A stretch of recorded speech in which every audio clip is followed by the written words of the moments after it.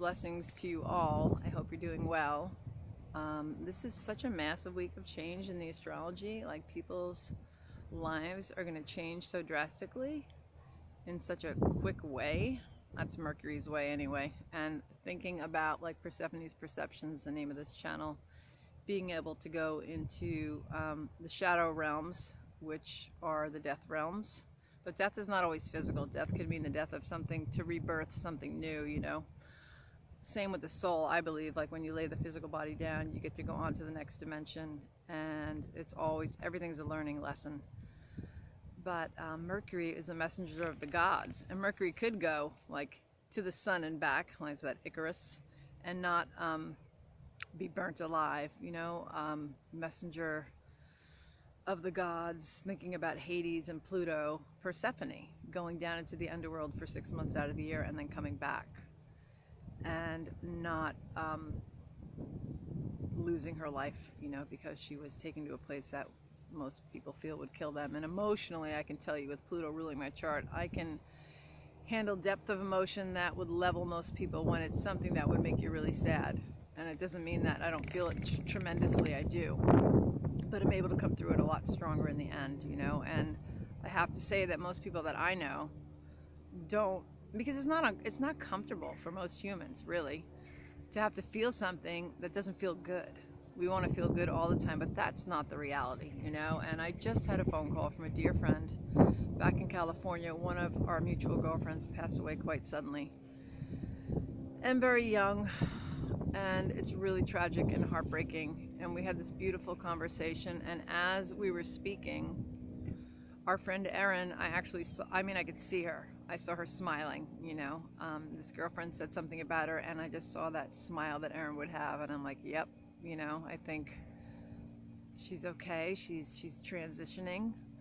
And the hard thing about it is, like, the people that are left here when something like that happens, we're the ones that have to figure out what the hell happened. And, you know, the reality is most times you're not going to know why someone was taken away. I think, other than my belief system is, even though it seems like, you know, 40 years old is too young to be gone, or a 17-year-old should still be here, they died before their time, I don't believe that's true. I believe every soul has a contract, and when they've fulfilled what they've set out to do in this lifetime, then they leave. And on the third dimension, you know, when we're looking at from a human perspective, it doesn't seem normal. You're like, well, that just can't be. They had more life to live. Yeah, they did, but not here. You know, and this really, especially with my parents, like, I look at my dad's struggle, and of course he's almost 90, you know, he's 88. But I watch him and I think, my God, if I have to struggle in my body that hard, I don't want to stay in it. I want to just be gone into the higher realms where I can fly around and float freely, and, you know, have a light body, and I'm not stuck in this dense physical body that the cells are breaking down and everything's degenerating. Like, that doesn't seem like any fun to me. May I have a long and healthy life, and may my death be like one of ease and grace, but I have no idea how that's going to happen. But with this new moon today, I'm just thinking of, you know, that this is such a big week for people's lives to change really quickly. And I'm stepping out of this caregiver role for probably at least 6 months or so. I'm going to head back to Mount Shasta, and I was just told last night, and I got the phone call this morning, that another dear girlfriend from Shasta is going to fly out here next week. And I'll pick her up, and we'll hang for a few days and ground in, and then we're going to get in the car and make our adventure across the country. So this is a massive shift for me. And the phone call today for me was really good too, because, you know, when you give a healing, you get a healing. And the reflection that I got was really sweet from this friend. I mean, I just felt like I was listening to her and just giving my spiritual insight, you know, of how my belief system and what I feel these things all mean. And it was really heartwarming to get her feedback, because she made me feel so good. And, like, that's who I am. You know, sometimes we forget who we are. We get sad about something, or there's like some kind of trauma in our life, or things don't go the way we think that they should go, and we can get lost in that sadness, in that tragedy, in how come it didn't happen, whatever it is, job, relationship, geographic move. But there's always a higher order. I really believe that. And just like, you know, just like somebody leaving the physical body, like, for us, maybe it doesn't look like it should have happened, but there's a higher order. They were needed elsewhere and they fulfilled their contract here. I really believe that. And I got that belief system probably when I was a teenager too, with the death of a friend's sister. And for like 20 years, that sister would come to me in dream time all the time. And I remember asking one time, I'm like, how come you still look the same? It's been like 20 years. And I'll never forget what she told me. She said, I will always look like this because this is how you remember me. If I came to you in my true form, you wouldn't recognize me, you know? And I'm sure that's true. I'd have to be really, really tapped in on a higher dimensional frequency to recognize her in her light body and to know like we are all one fabric. But of course at 14 I wasn't there yet. And Neptune in the first house definitely is a very which I have Neptune in the first house in Scorpio, so double water. It's a very high spiritual lifetime. It's like lifetimes of being, you know, a spiritual person living those lives. I have the South Node in Sagittarius. It's like lifetimes of being cloistered or a monk or a sage. You know, I have Chiron in Pisces. There's the wounding, you know, the wounded healer in the house of the collective unconscious. This is not new to me. Like, I've done this for lifetimes. I think I have more awareness now. I think every lifetime you have more awareness. So if something that I say to somebody helps them feel better, that's great. You know, I like look at myself and I'm listening to myself when I'm talking to her and I'm like, I don't really feel like I said anything super like magical, but you know, in her eyes I did. And she said, you know, everything you said was everything I needed to hear. And she was tearing up on the phone. And I thought, you know what? That's because we're all connected spiritually. And some of us have deeper connections to each other, you know? And we should be there for each other. And sometimes it's just listening. You don't even have to say anything. People just want you to listen, you know?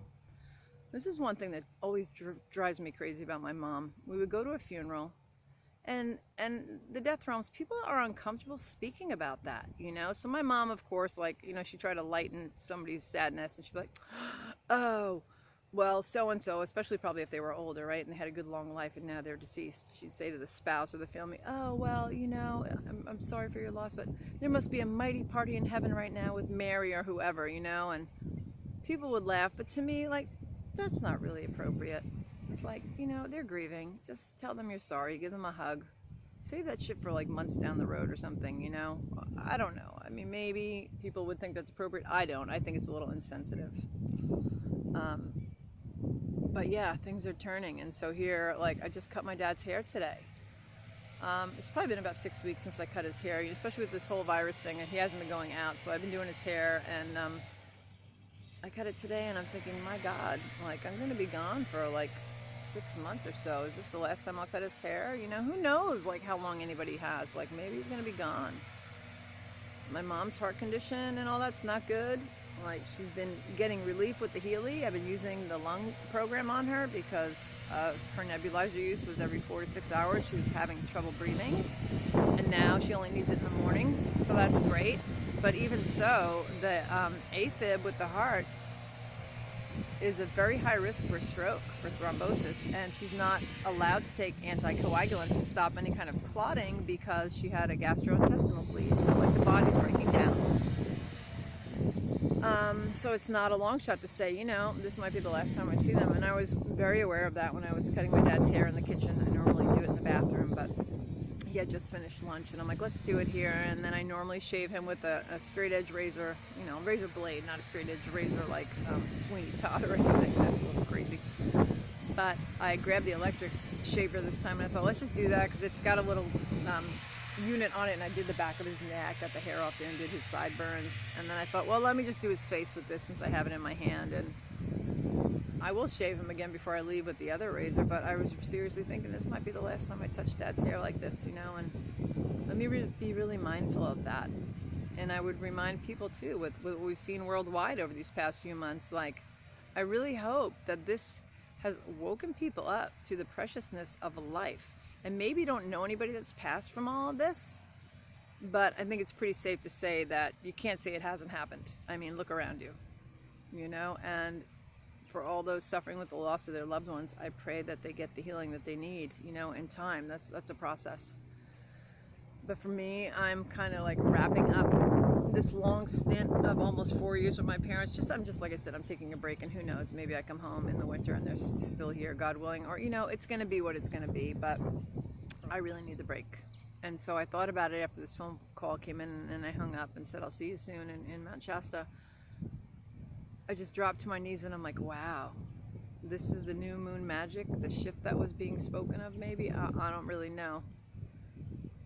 Actually, yeah, it could be, because I have 8th house new moon, so it's other people. It's Scorpio's house. That's where Venus is right now, and Mercury, and my natal Venus is there, and the North Node of Destiny for everybody is in Gemini now, and my natal North Node is in Gemini, and I have Jupiter and my Sun there. So yeah, and the 5th house has to do with the collective consciousness, Pisces, and that's where my Chiron is, like the wounded healer, you know. Chiron could not heal himself, but he could heal everybody else.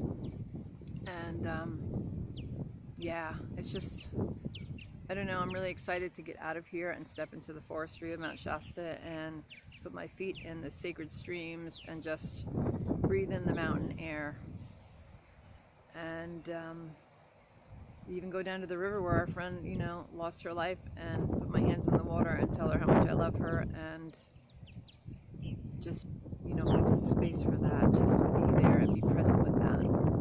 Because when somebody dies and you're not there, it seems like an abstract concept, you know, oh, they can't really be gone, you know, but to go there and actually put my feet in the river and say, hey, I want to connect with you here, that could be pretty magical and very healing, you know. So wherever you are, I hope you're honoring this new moon. New moons are always new beginnings. It's the dark moon.